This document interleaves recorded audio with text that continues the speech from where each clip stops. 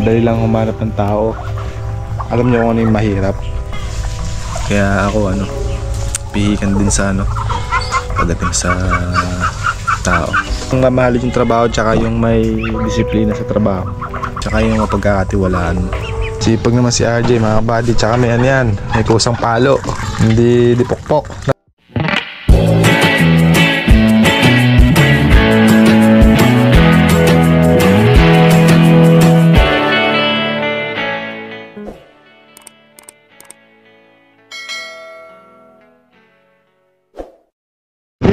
Good morning mga kabady, panibagong araw na naman at panibagong vlog.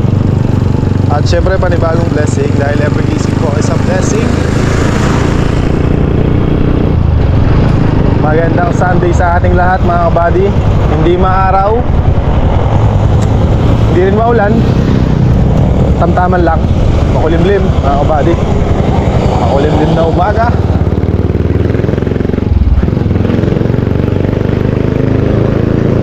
Katulad kahapon mga kabady, ito na rin tayo at palusong sa farm. Nakabili na tayo ng ulam mga kabady. Ang ulam natin for today's video ay hito.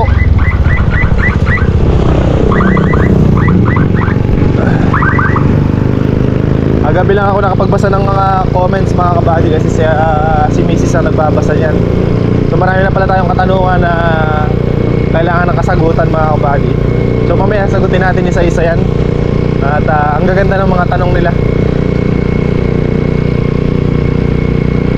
So mamaya uwi rin tayo mga kabady, mga bandang alas 3, kasi luluwas pa kami. Hatid namin si Marcos dahil si Marcos may pasok bukas. Asa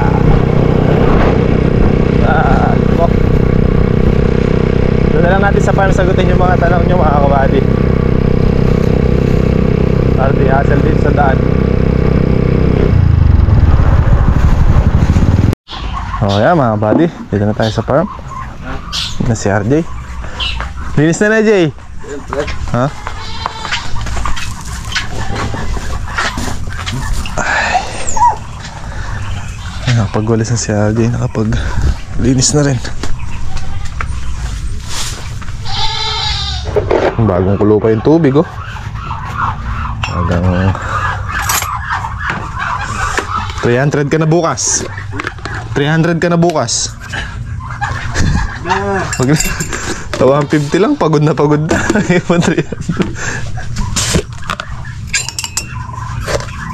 Tayo. Sipag naman si RJ mga kabady, tsaka may yan, may kusang palo, hindi dipokpok na Jay. Tames. Kami nung nag-comment na nakita nila masipag si RJ mga kabady. Tama naman po, sipag naman po si RJ. Saka mainitin sa trabaho din. Bira kong bira. Kakapatay lang ng makina, aandar na.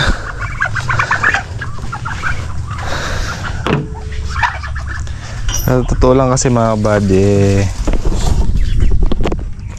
dali lang humanap ng tao. Alam niyo kung ano yung mahirap.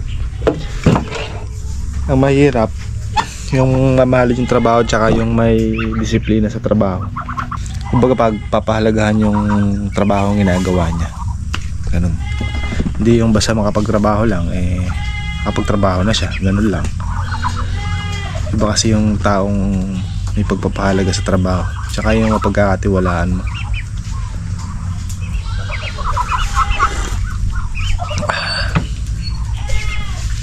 Kaya ako pihikan din sa pagdating sa tao.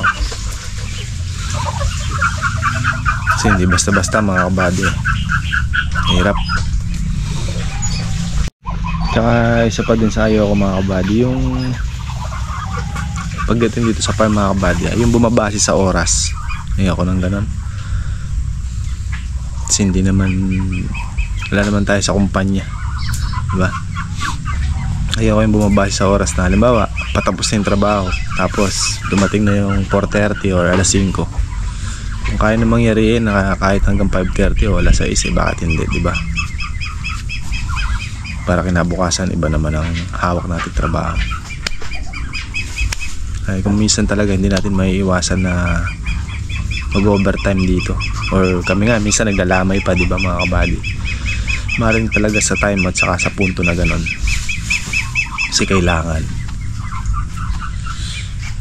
Pero pag maluwag naman mga kabady, no problem. Pag wala masyadong trabaho, kita naman nila na maluwag tayo, tsaka kahit petex lang, walang problema yan. Pero pagka may trabaho, iba dapat. Kailangan focus, tsaka alam natin yung gagawin. Ay, may nag-comment pa nga isa daw konting vlog, tas konting trabaho, tapos wala na daw. Nakakatama daw panoorin. Hindi naman siguro siya nanonood talaga. Nag-comment ako sa kanya, sabi ko kung gusto mo makita yung trabaho namin dito, pumasyal ka dito sa farm para makita mo yung ginagawa namin. Konting trabaho lang daw. Baka patrabaho ko sa kanya to, hindi niya kaya. Baka patrabaho ko sa kanya yung ginagawa namin, hindi niya kaya. Nasabi ko nga, di baling walang vlog ang buong araw, basta may natapos lang kaming trabaho. Ganun mga kabady. Kaya kung minsan napapansin nyo mga kabady, busy tayo ngayon kasi nga nagpo-proning tayo ng kalamansi, maraming trabaho, may gulay pa. Kaya mapapansin nyo yung mga vlog natin, maigsi lang, medyo busy kasi tayo mga kabady. Gusto kong mayari muna lahat ng trabaho natin para maluwag ang schedule. Nilista ko yung mga kaso 7 lang inabasa ko mga kabady. Itong mga tanong lang. Sa-isahin natin yung nilista ko pa, hindi ko makalimutan. Ay nakalimutan natin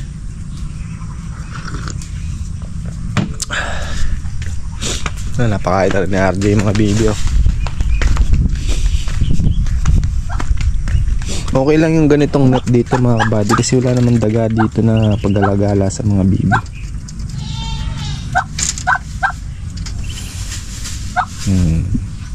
Malaki-laki na. Diba? Makasurvive sila. Kung hindi natin kinulong yan, baka nabawasan na yan dahil sa mga sunod-sunod na pag-uulan ng malakas. So at least dyan medyo sila, medyo safe sila. Sa alambre na ulit na kailangan talaga may bubong kahit tatlo. Daming supling na supling. Hindi, pagka isang araw itataas natin yan. Last na rin tayo. Konti na lang tayo. Konti na lang, gagraduate na kami ni RJ mga kabady. Wakas, tatapos na yung sakit ng katawan. Makasikaso na itong sitaw na yun. Sitaw at upo, yan, makasikaso na natin yan. Upo, mahaba na nito. Okay, sa natin tanong mga kabady, magkano daw ang kuha sa amin sa tanglad. Ang kuha sa amin sa tanglad mga kabady is 15 pesos per kilo. Malinis na yon, tatanggalan mo na siya ng mga tuyong dahon. Saan daw natin binabagsak yung tanglad at saka yung ating mga kalamansi. So depende kasi yan mga kabady sa buyer kung saan nila dadali. Pero ang biyahe kasi nila dito sa probinsya mga kabady, dito sa saan ang biyahe ni Cooking Jay? Pampanga mga kabady. Yung mga napupulot namin. Pero pagka bultuhan mga kabady, pagka yung bultuhan na pitas, yung si ang kumukuha, si Brad, biyaheng yan, Divisoria, Balintawak, Pasig, saan pa ba? Tas meron din dito sa local mga kabady. Sa ngayon napakababa ng kalamansi mga kabady, pero pwede pa rin kasi sayang kung di natin kukunin. Halos sa kahit pambili lang eka nga ng mga gamit dito sa kubo, nakapampasahod kaya RJ meron din, dagdag na lang tayo. 450 marumi, ang malinis mga kabady is 250, isang red bag 250 pesos dahil mababa talaga. Since kami naman yung pumipitas, o binabayaran ng 500 dahil sa amin pa red bag. Pero kung sila ang pipitas, ganun ang kalalabasan mga kabady. Ganyang buwan talaga mga kabady, mura. Pero kayo naman konti na lang yung bunga ng kalamansi natin, at saka hindi naman tayo nagpabunga na kasi tagulan. Kaya nagpiprepare naman tayo ng ating mga gagamitin para sa next cropping. Sinasabi ko lang daw yung gastos, di ko daw sinasabi yung kita. Siyempre di naman nanonood yung basher dyan. Basta makapag-comment lang yan. Di ko daw sinabi na kung kumita daw kami o natalo kami sa ampalaya. Sige nga mga kabady, comment nyo nga dyan kung sinabi ko o hindi, kung paano yung naging sistema ng ampalaya. Bumuwal ang balag, sinabi ko na kumita naman tayo. Hindi nga lang ganong kalakihan dahil bumuwal, tumumba. Pero at least kumita, nabawi ang puhunan. Tapos paano daw ba yung hatian sa gulay, ang porsyento sa gulay? 50% sa gulay mga kabady, kaming dalawa ni Kaka. Kung halimbawa kumita kami ng labas puhunan, kumita kami ng 50,000, hati kami doon, tig 25 kami. Tapos magbo-voluntary kaming dalawa, kahit pa paano mag-abot kami kay Harvey. Ganun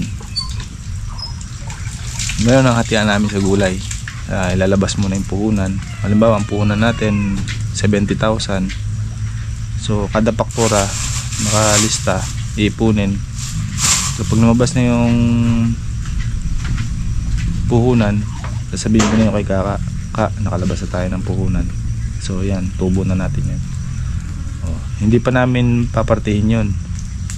Ang gagawin pa namin doon, hintayin namin mayari or pagitan pitas, nagpaparte, gano'n. Depende sa nagiging sitwasyon.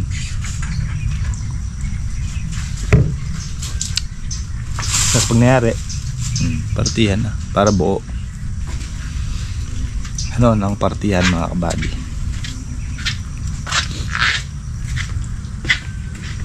Sa gulay lang yun mga kabady. Sa kalamansi iba, percent naman sa kalamansi.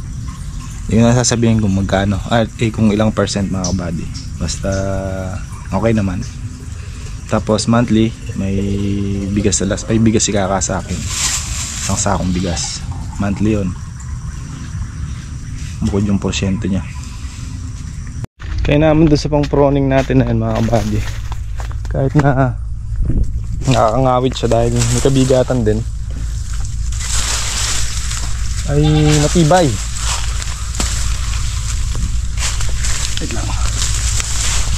Kasi biro nyo mga kabady, no? Hindi biro yung 2,000 puno. At hindi lang basta 2,000, no? Kasi 3 taon na tong 800 na to, 2 taon naman yung 1-2. So ibig sabihin matataba na talaga sa kanya, matitigas na, makunat. Pero kayang-kaya naman niya. Najay, wala akong gasolina. ganun pa rin. Baka dumami ito. Pinis ako ano. Meron akong dalawang takip. Ba? Pinagmamalaki ka po mo. Tumutukod na ata.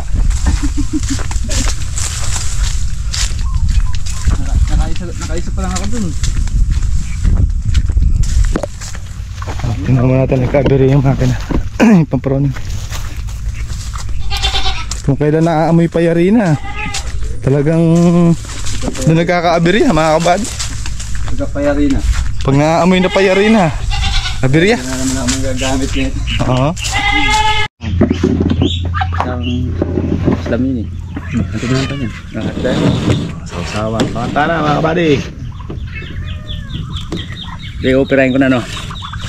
Yun na, lumabas na.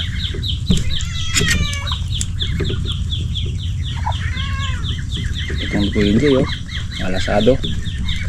Yan, ika! Ano ko na yan? Ay! Ha? Kung kakain yung bitukan yan. Eh, malinis yan. Biniyak ko yung kuwan, tokong. Kahit na. Ang saso. Hindi lang yung ulam pala. Tinulagay. Matatapon. Kakain sa aso. Nala ko ito ka lang yung ulam. Kumain ng bituka. Siguro Basta sa ito. Bigyan kong bituka ng... Ito din natain. Oo. Alam mo kasing kumakain niya eh. Alam mo kasing kinakain nila.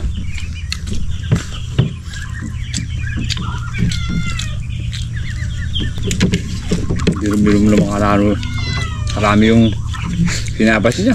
Dito kami bumili. Gawin din siya, hindi 3 puno lang.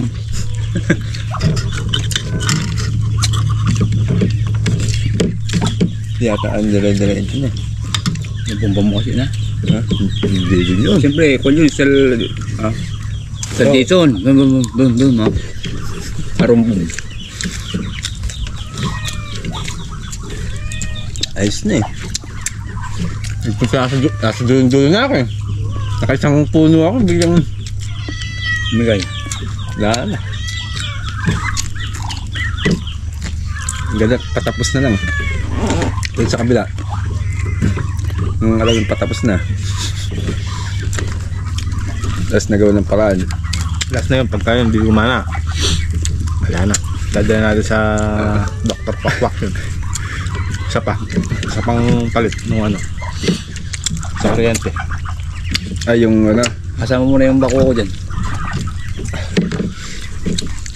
Hindi, yung sinabi ko nga, yung maliit, yung chance na ano.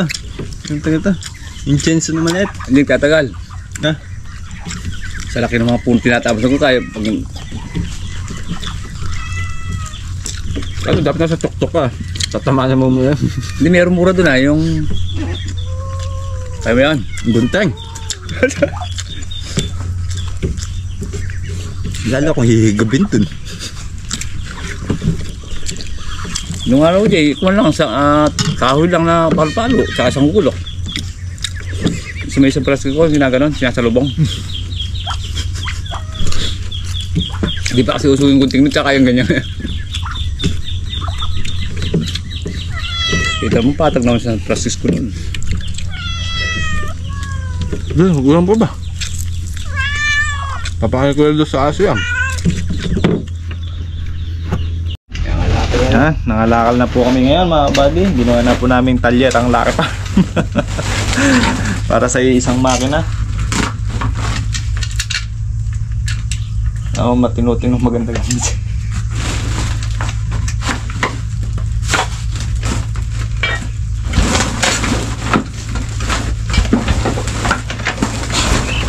Ito. Ano kung mababaklas natin? Ito, bukas. Buka mo yung screw ba yan? Ayan mga kabady, isa-isahin muna natin yung mga tanong ng mga kabady natin. So una, nabasa ko doon, saan daw nabili yung ating pang proning mga kabady at anong brand daw yan at kung magkano. So yung pang proning natin, matandaan nyo dati, bumili tayo ng rechargeable mga kabady, kaso nakatatlong puno lang siya, nasira na. Ang bili ko doon sa rechargeable na yun, nasa 1.8 ata o 1.5 parang ganon. So nasira.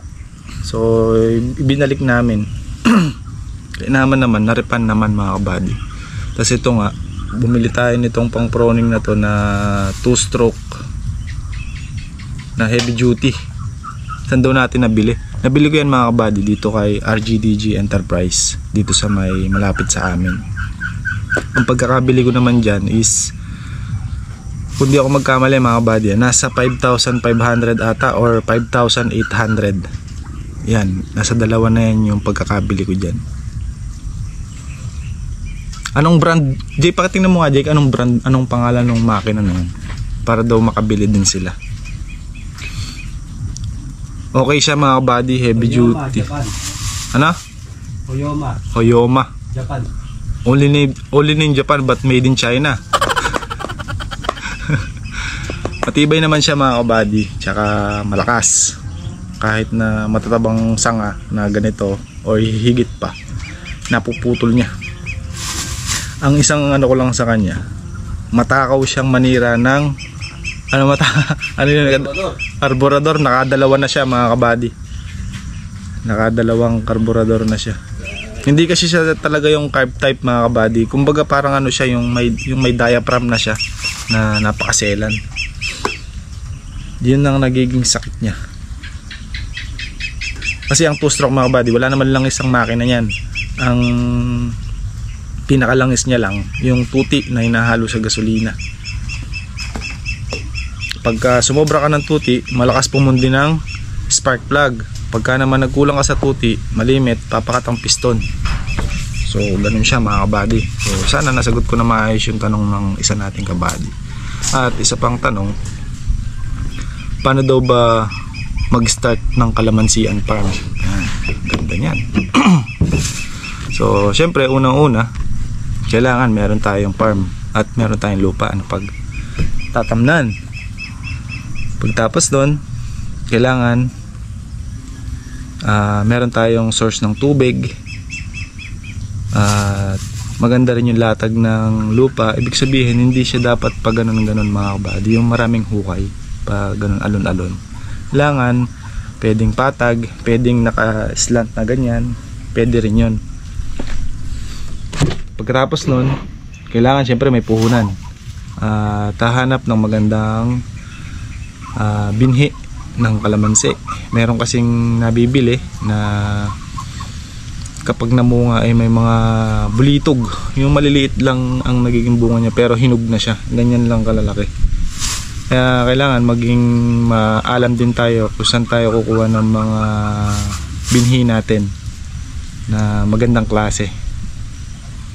Tapos kung itatanong nyo rin kung ano mas maganda, yung small, medium, large na variety ng kalamansi, ng size ng kalamansi.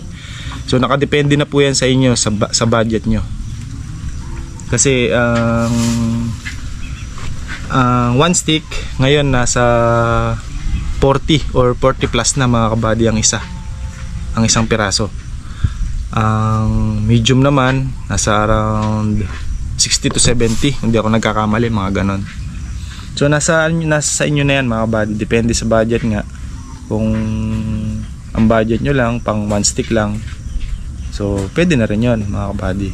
Kaya naman doon, mainam din siyang pabulasin ang mga one stick mga kabady, kasi alam mong bata pa siya, kumbaga sariwa pa siya. Pagka naman kasi medium or large, hindi kasi natin alam mga kabady kung ilang taon na sa plastic yan, kasi hindi naman talaga lalaki yan dahil nandun lang siya, diba? Pero depende pa rin yan sa inyo. Depende, kayo pa rin ang masusunod kung ano ang gusto nyong binhi. Pero ako, ang prepared ko mga kabady is one stick lang talaga, kasi pang doon lang talaga yung budget. So yun mga kabady, paano daw magkaroon ng kalamansi farm? So yun, source ng tubig, may puhunan, at saka maganda rin yung latag ng lupa. So yun, no? Tapos paano daw ba magparami ng bunga ng kalamansi? Yun, isa pang magandang tanong ito mga kabady. Paano nga ba magparami ng bunga ng kalamansi? Tayo mga kabady, or ako, kami, hindi naman kami mga professional pagdating sa kalamansi. Mas marami pong magagaling dyan pagdating sa kalamansi. So base lang to sa akin, base lang to sa amin na experience mga kabady. Kung paano magparami ng bunga ng kalamansi, nasa ano yan, nasa pagkukondisyon, kung paano may kondisyon yung kalamansi mo. Pag kasi maganda ang kondisyon at healthy ang puno at naikondisyon mo siya ng maganda, ibig sabihin mga kabady, yung talagang napansin mo na magulang na talaga lahat ng dahon niya at maganda yung pagkaka-stress mo sa kanya, ibig sabihin natigang mo ng husto yung lupa. Siguro mga 90% or 95% ako doon, maraming ibubunga yon. At isa pa, hindi porke namulaklak yon tutuloy lahat yon, hindi mga kabady. At least mga 10 to 20%. Kung ang inilabas niyang bulaklak is 80 to 100%, So at least mga 10 to 20% ihuhulog niya yun, ibababa niya yan mga kabady, kasi hindi niya kaya suportahan. So may mga gamot na pwedeng gamitin para malesen nyo yung paghuhulog ng bulaklak niya or ng buko niya mga kabady sa sanga, sa puno. Pwede nyo gamitin yan mga kabady, yung gamot na yan. So nasabi ko na rin yan sa vlog, kung napanood nyo nun mga kabady, yun yung ginagamit namin mga kabady. At saka isa pa, depende rin yan mga kabady sa pag-spray. Kung 100% man ang binigay ni puno na bulaklak, so inaasahan natin na marami na, di ba? Dahil 80 to 100% na yung bulaklak natin eh. So pag natuloy yun, marami talaga yun mga kabady. Talagang halos magkabali-bali na yung mga sanga niyan basta natuloy lahat yun. So hindi mangyayari yun kung ang nag-i-spray ay hindi marunong. Hindi marunong mga kabady. Kaya kailangan pag nag-i-spray, di baling mabagal, basta pulido. Basta pulido ang pagkaka-spray mga kabady. Ako mga kabady, hindi ko pagdadamot sa inyo to. Yung nalalaman ko, yung inaalam ko pa pagdating sa kalamansi. Sabi ko nga, ulitin ko ulit mga kabady, disclaimer po sa lahat. Hindi po tayo professional pagdating sa kalamansi. Ito po ay base lang sa ginawa namin last year ng pagpapabunga. So yan, sana na sagot ko ng maayos yung katanungan ng isa nating kabady kung paano daw magparami ng bulaklak ng kalamansi at ng bunga ng kalamansi. Kahit maganda yung pagkaka-stress mo, maganda yung dahon ng kalamansi mo, kung hindi naman maayos ang pag-i-spray, wala rin mga kabady. Hindi solid na magtutuloy lahat yan. May magtutuloy man, pero yung 80 to 100% mong bulaklak, baka hanggang kalahati or higit pa, kulang pa sa kalahati yung matutuloy pagka hindi maayos yung pagkaka-spray. Sabi nga, nasa nag-i-spray ang buhay, nasa nag-i-spray ang magandang resulta, diba? Yun mga kabady. Kaya kami pag nag-i-spray kami dito mga kabady, talagang pinupulido namin, gusto namin tamaan lahat. Tapos isa pang tanong, bakit daw lapitin ng fruit fly ang kalamansi? Dahil siguro daw may mga naka-intercrop sa loob. Kagaya nito. Ito, di ba may kalamansi, may nilagyan natin ng ampalaya, nilagyan natin ng sitaw. Yung lahat yan, ito din nilagyan natin dati, yun din nilagyan natin dati.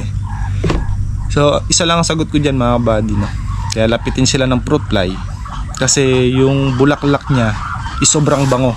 Kumbaga na-attract yung mga fruit fly na lumapit kasi naaamoy nila tapos kitang kita pa dahil kulay puti. Kaya sa tingin ko yun ang isang dahilan kung bakit lapitin talaga ng fruit fly ang mga kalamansi, lalong lalo na ngayong tag-ulan, dahil pagka bumagyo syempre nawawagwag yung mga puno, minsan nababali, so nawawalan sila ng tirahan. Yung tirahan ng mga fruit fly nasisira, kaya ang tendency mga kabady, hahanap sila ng maiikutan nila. Gaya niyan, yung kalamansian, nagpupunta talaga sila, na-attract kasi sila doon sa amoy tsaka doon sa kulay ng bulaklak. So yun mga kabady, no? Sana nasagot ko rin na maayos yun. At kung may katanungan pa kayo mga kabady, comment nyo lang dyan sa baba, at pag kaya nating sagutin base lang sa experience namin dito, nasagutin natin yan mga kabady. Tapos isa pang tanong, ano daw variety nung mga tanim nating papaya? So ang tanim nating papaya mga kabady is dalawang klase na variety yan, isang red lady at saka isang sinta. So kung ang market nyo ay panghinog, yung mga hinog na papaya mga kabady, kung ibebenta nyo siya ng hinog, ang masasuggest kong variety gamitin nyo is red lady mga kabady. Ang mas mainam na gamiting variety pagka panghinog. Ngayon pagka panggulay naman, ibig sabihin panggulay, yung hilaw nyo siyang ibebenta, yung halos kalahating kilo ang isa, masuggest ko naman na ang gamitin yung variety ay sinta. Bakit? Kasi ang sinta mga kabady, marami siyang mamunga, marami talagang hitik ang puno, pero hindi siya ganun kalalaki. Base lang to sa mga tanim namin mga kabady, hindi rin tayo professional dyan. Kasi mapapansin nyo, ang bunga ng papaya namin, yung mga nauna dito, yan, mga malalaki talaga, ganyan, mga 3 kilo, higit 3 kilo. Ganon mga kabady. Tsaka depende rin sa panahon, depende rin sa pag-aalaga mga kabady. So yun ang sagot ko doon sa tanong natin ng kabady natin, no? Na anong variety ang tanim nating papaya. So ito, nasagot ko na to kanina, yung hatian sa gulay. Okay na yun. Ilang kilo daw yung pinapasan nating sakong papaya. So ang kilo nun mga kabady, depende sa size ng sako. Pero kalimitan na binubuhat namin, kasi naawa siya sa amin dahil daw baka daw papilayan kami. Tama mga kabady, masakit din dito kasi ang papaya, di ba, bilog-bilog, bukol-bukol. Mas madaling pasanin yung 60 kilos na pataba. Kung halimbawa 60 kilos yung pataba, mas magaan siyang pasanin kasi hindi masakit sa ganito, or hindi masakit sa ulo. Kasi ano siya, yung flat lang siya, at saka malambot, sumusunod kung saan mo iayon. Hindi kagaya ng papaya, pag pasan-pasan mo siya, masakit dito, masakit dito, masakit dito. Kasi nga, bukol-bukol.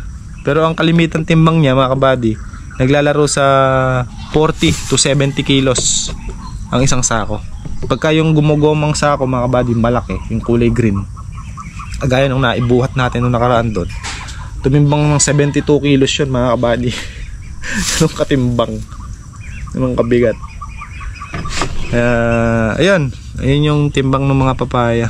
Tapos sa papaya, kung tatanungin nyo rin kung magkano per kilo, nung una 8 pesos ang kilo ng hilaw, 15 to 20 pesos to 25, 15 to 25 pesos naman sa hinog.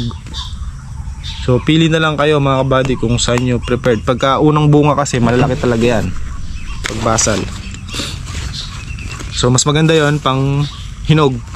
Pero pagka nagkakaedad na siya, medyo paliit ang bunga, siguro hindi na namin pinapatabaan, kaya ganun siguro. Pero pagka continuous pa rin ang pag-aalaga, baka sakali, kasi hindi ko pa nasubukan. Kasi pagka nagpataba na kami at napabulas na paganda na pamunga na namin, hindi na namin pinatatabaan mga kabady. Gusto namin yun na yun yung last na yun, okay na. Mapansin nyo mga kabady, mga papaya naman namin dito, hindi na namin pinapatabaan, hindi namin i-spray. Buhat noon pa, nung 2 beses, 3 beses ata namin napatabaan yan, okay na sa amin yun. Kasi naglalabas naman siya ng bunga, hindi nga lang ganun kalalaki, pero okay na rin. Magandang hinugin pagkabasal, pagka medyo kakaedad. Para sa akin, panggulay na siya.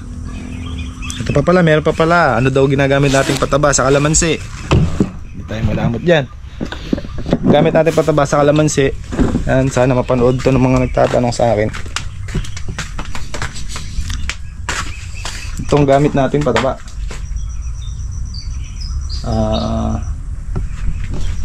ito, ayan, 2500 na markang bulaklak. So ayan lang ginagamit nating pataba. So ayan mga kabady, na-share ko na sa inyo.